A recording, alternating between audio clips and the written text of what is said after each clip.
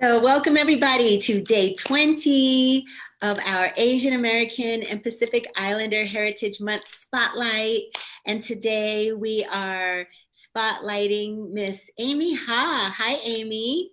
Hi, Priscilla. It's so good to see you. I'm going to start with sharing your bio with everybody. So you're currently a senior team lead for literacy intervention in DPS. And you are the proud daughter of Vietnamese refugees who fled Saigon in 1975 prior to the fall of Saigon. And your mother at the age of 14 with most of her immediate family, and your father at age 17 with his older brother all came to the US. You received your bachelor's degree in political science at the University of Colorado Boulder, go Buffs, and your master's in urban leadership in education and special education at the University of Colorado, Denver. So you're a Lynx too. Yes. Along with your graduate certificates in various literacy approaches from Adams State University and University of Northern Colorado. So you've been everywhere. Yeah, basically. Lover of learning. Yeah. You've been a special education teacher and literacy interventionist for 11 years, including the current 3 years of being a senior team lead at Centennial, a school for expeditionary learning in Northwest Denver. And you've been an aspiring ambassador cohort lead for the Aspiring Teacher Leaders of Color cohort for the past 2 years. And so that's how I originally met you, because you were one of the leaders of that. And you've also served as an instructor at CU Denver and Boulder in the pre-collegiate development program since 2012. Within the coming months, you're going to be making your departure from teaching, and you are going to be leading to become the Northwest region's early literacy specialist, where you will be supporting the elementary schools in Northwest Denver in refining their early literacy instruction. Yeah. Amazing who you are and what you're doing. So again, thanks for being my interview today. Thanks for having me. So I want to go way back to when your parents came to America. Can you tell us what was happening in Vietnam when they fled Saigon? So the Vietnam War was happening. That's when the Northern Vietnamese Communist Party came in, and my parents had to flee because they did not agree with the type of government and the restrictions that would be placed on people, and away my maternal side's ability to practice their faith openly. And so that was also something that they weren't standing, and they left when they were able to, and it was really a challenging time. And they left under the guise of vacation, because at that time you couldn't tell anyone that you were escaping, because you could get killed. And so they left individually in the night, and then met at a different point in the country to flee. Wow. So did your mom and dad know each other? No, they met at Louisiana State. Oh, that's so neat. Yeah. My dad was in the Vietnam War. He was very young because he was drafted when he was 18. And so he had just gotten out of basic training. So just a young guy. Yeah. And, I think that's something now looking back, we have a lot more understanding of that time period, because so many soldiers who came back were not heroes during the Vietnam War. It was very controversial politically. But your folks were brave, so brave to leave in the middle of the night with their parents, I'm assuming with their mom and dad? My mom left with her parents. My dad just left alone with his brother.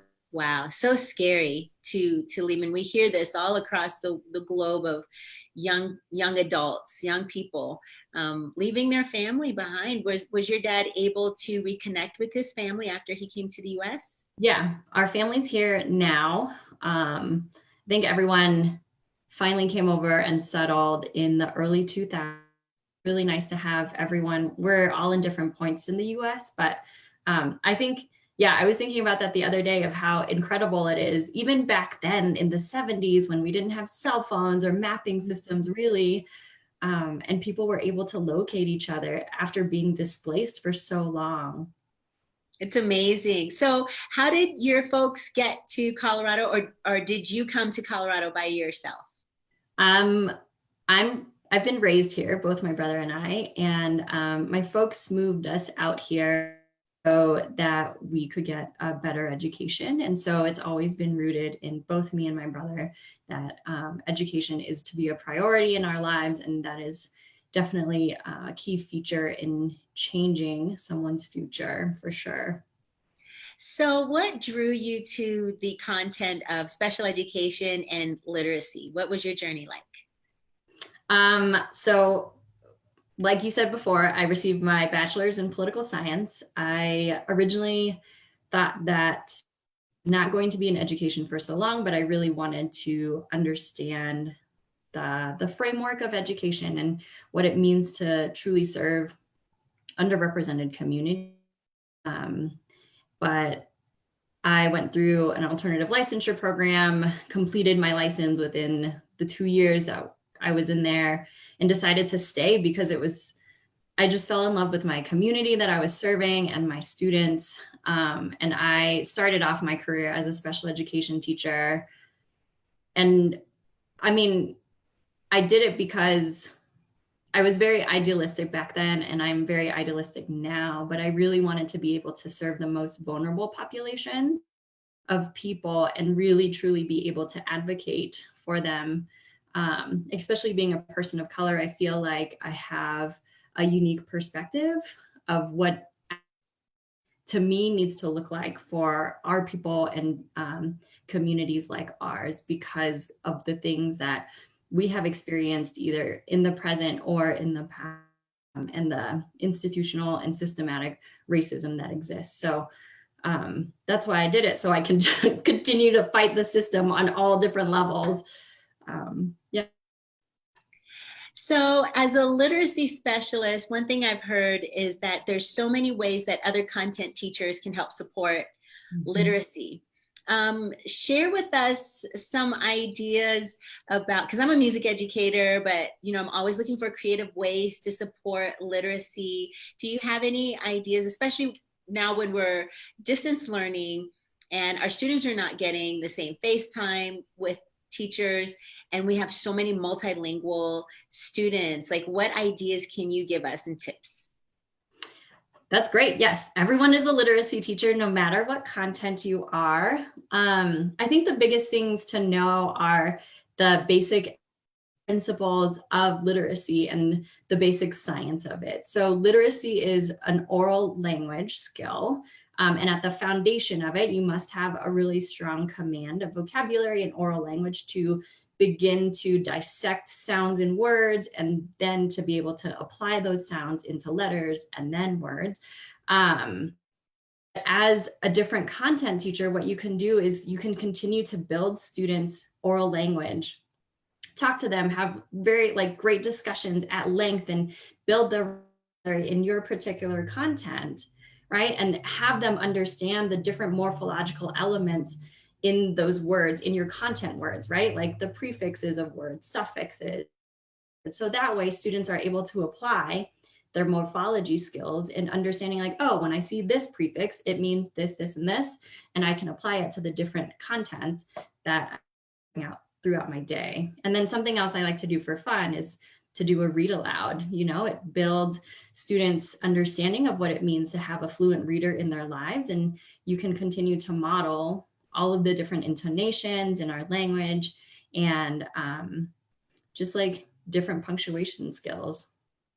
There's such a connection between actual speaking and listening and sentence structure with music, because children listen first when they're growing up, and then they learn to speak and imitate the adults, and then they learn to read. Well, it's the same with music, right?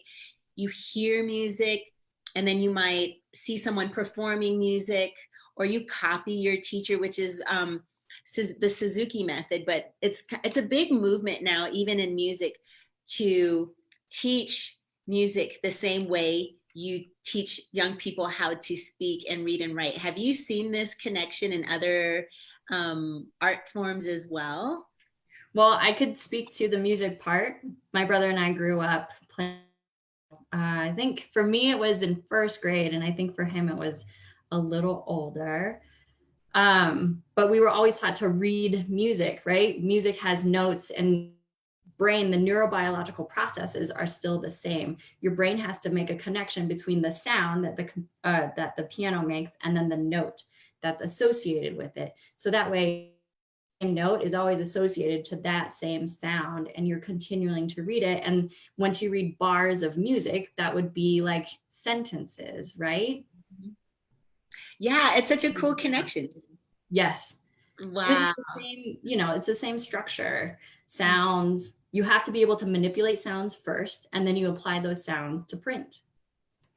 You know, there's a lot of pressure. We have the federal laws, and they come down to the state laws around literacy. I've been serving on the Reimagine, the SPF committee for DPS. And that's where I really learned that a lot of the decisions about what the levels are of mastery for literacy come from the federal level down to the state level and then down to the local level. So there's a lot of pressure. I'm sure you're feeling that pressure as a literacy coach to help equip educators to then turn around and equip their students. Do you have an opinion, a philosophy, or something that you're looking forward to with this new school year coming to address some of these pressures? Yes. There's a lot of pressure, but I think in that pressure, there's a lot of opportunity that I'm really excited about. And I'm really excited about our district getting to do this work.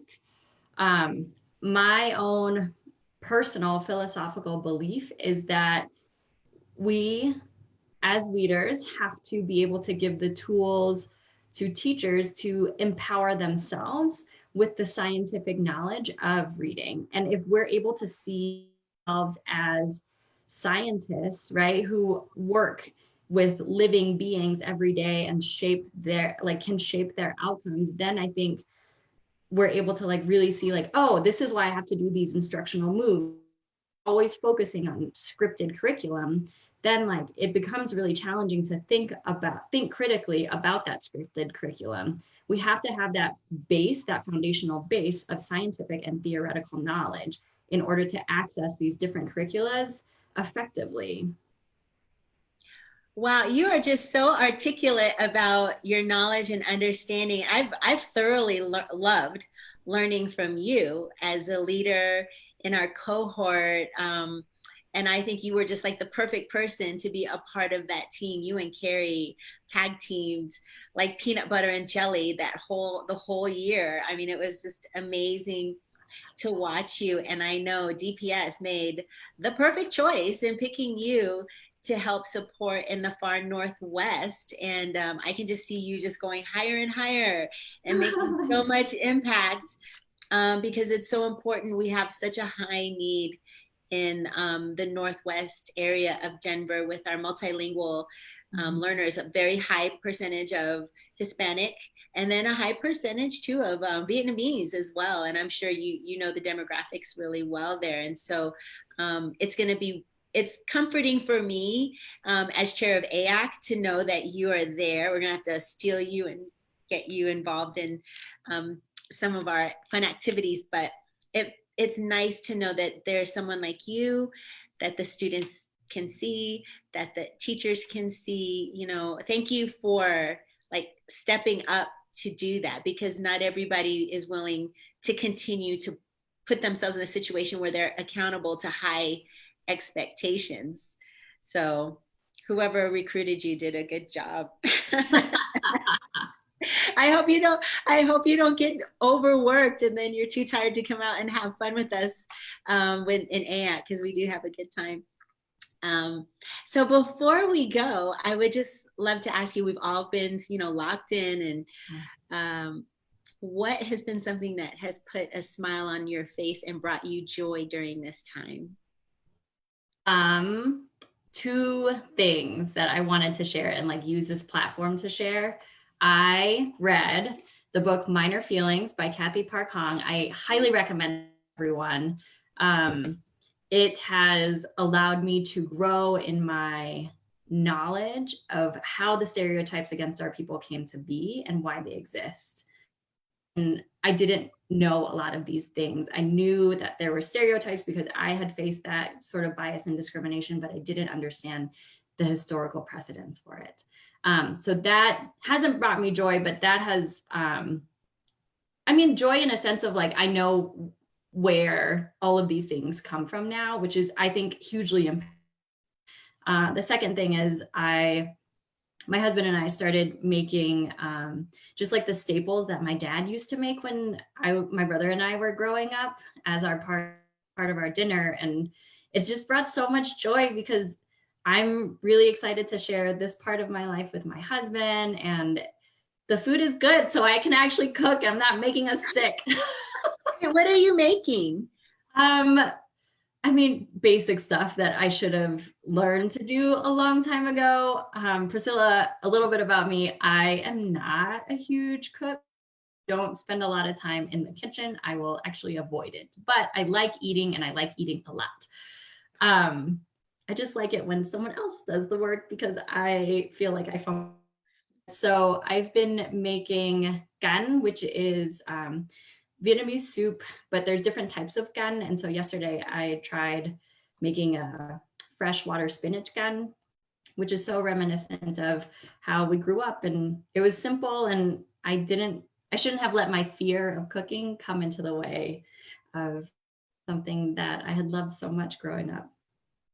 Yeah, I think being forced to kind of slow down, although we are ready to see our students and ready to see each other, has been a feeling. I think being forced to slow down and occupy our time in different ways has turned out to be really good. And I'm glad you've discovered cooking. I hope you continue to find time to try new recipes, and let me know what time is dinner.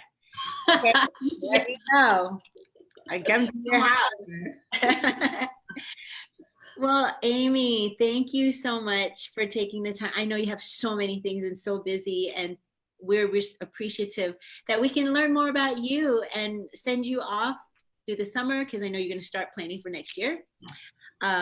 Sending you off with a lot of good luck and well wishes, and be healthy, and just know that the community is here to support you. We are behind you 100% in your new job. So see that, did you hear that? Yes. DPS. Email. Time to check my email. Yeah. Okay. Well, you be well and take care, and I'll see you soon. Thank you so much, Priscilla. Bye-bye. Bye.